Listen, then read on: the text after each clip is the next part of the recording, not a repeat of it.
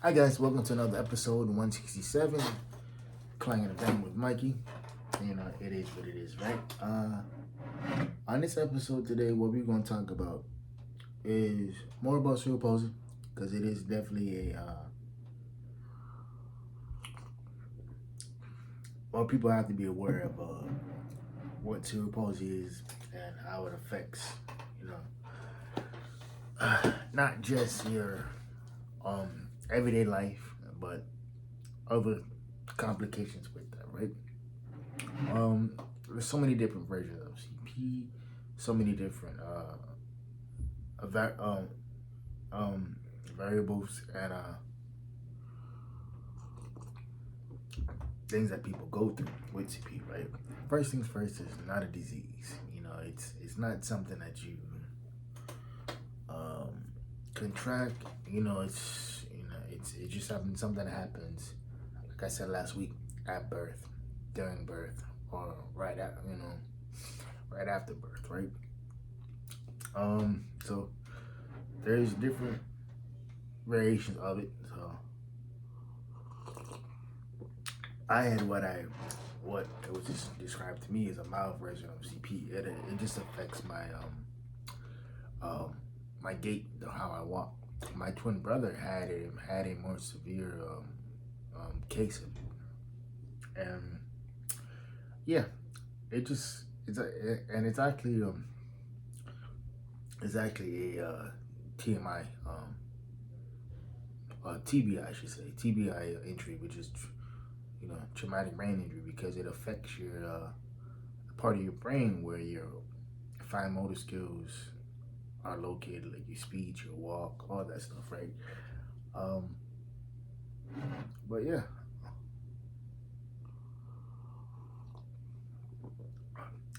it's extremely important that people know more about this disability. And no, it doesn't stop you from going to school, getting married, uh, having a good career.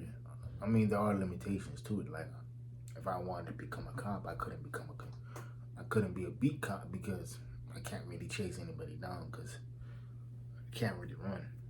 Um, so there's other things like that too, right? There's so many different variations. And a lot of the times, people may look at you and they may think, oh, you know what, maybe he blew out his knee or whatever it is. Because I actually been mistaken for a few times.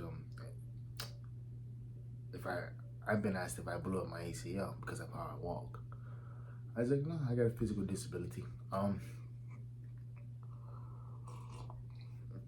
it's crazy because my girlfriend, yeah, uh, that's another thing, man. There's so many people out there who are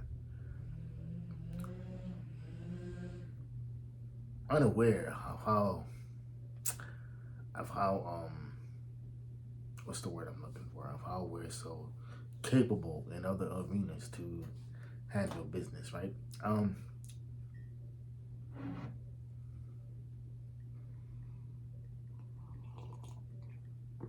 and I think that's extremely important.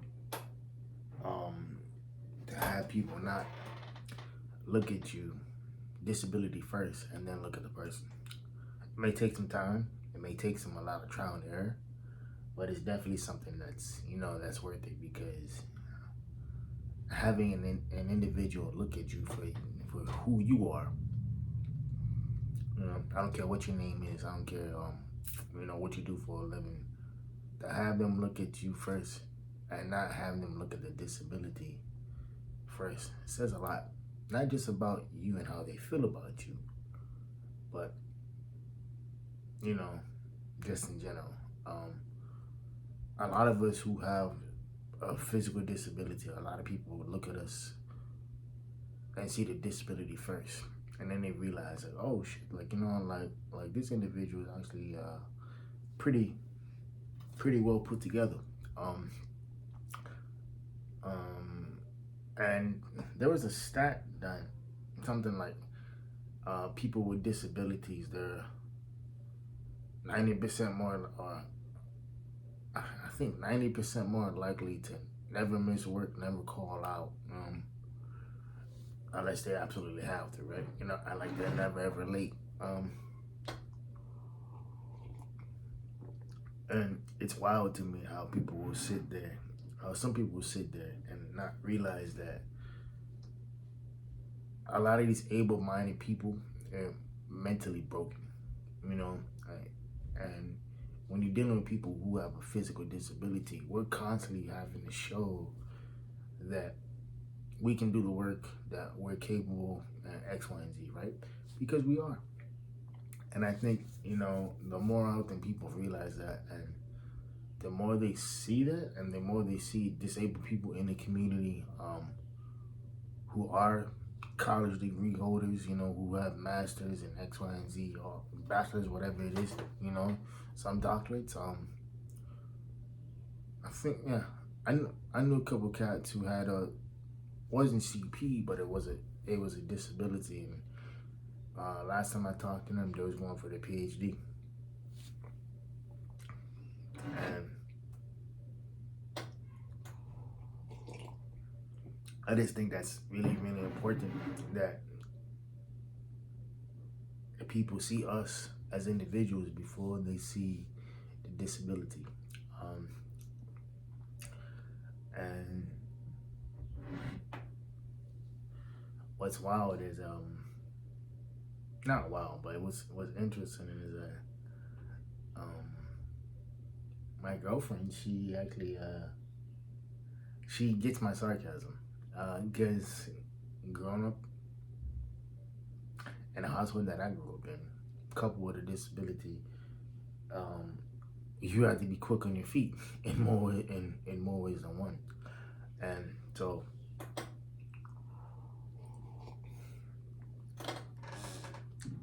and I think that's played a positive role in my development, not just personally but professionally as well. There are some times with like some people that engage with me that aren't worth engagement. It doesn't matter excuse me. It doesn't matter what arena it's in. A lot of the times people will engage with me, and not to be a dick about it, but they're not worth the energy or the time.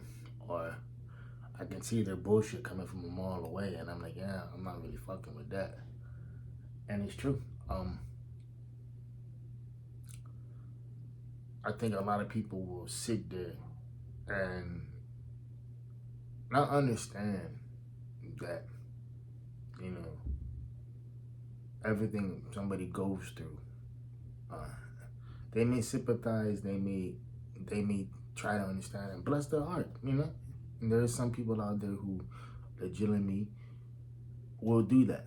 But a lot of the times, people don't become understanding and sympathetic until it happens to them. Or they have a loved one that's physically disabled, or stroke, or whatever it is, right? Or some sort of disability that causes you to, to be dependent on other people. And yeah, that's apparent.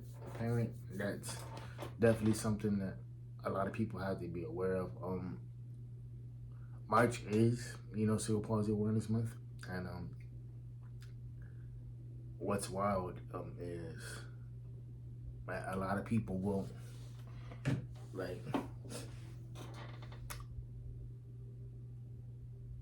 they think every disability is the same. For the most part, it's not. Me and my brother, we used to have this joke, because we used to purposely fuck with people, right? Because people thought he was stupid, and because he's in a wheelchair. And so what we would do, we would run this game on them, and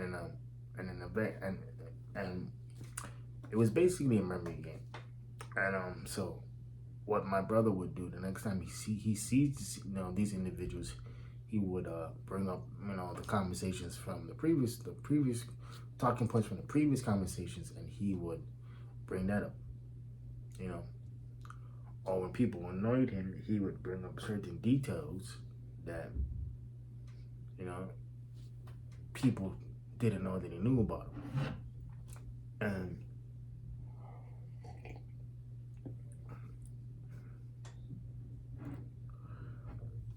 And so, with that being said, I think it's extremely important, you know, like, and I don't mean to keep on repeating myself like a broken like a broken radio, but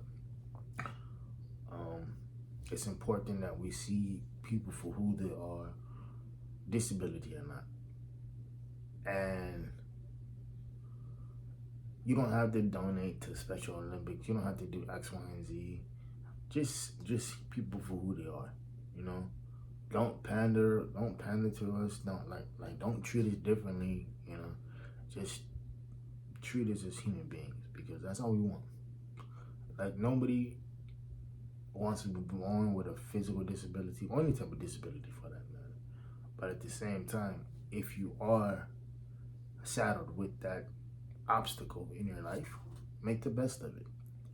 Understand that it doesn't define who you are or what you are. It's just a part of who you are. I'm gonna say that again. It doesn't define who you are, what you are. It's just a part of who you are. And that's important to recognize what's a part of you. How does it benefit you? What's the negative drawback on that, and move accordingly.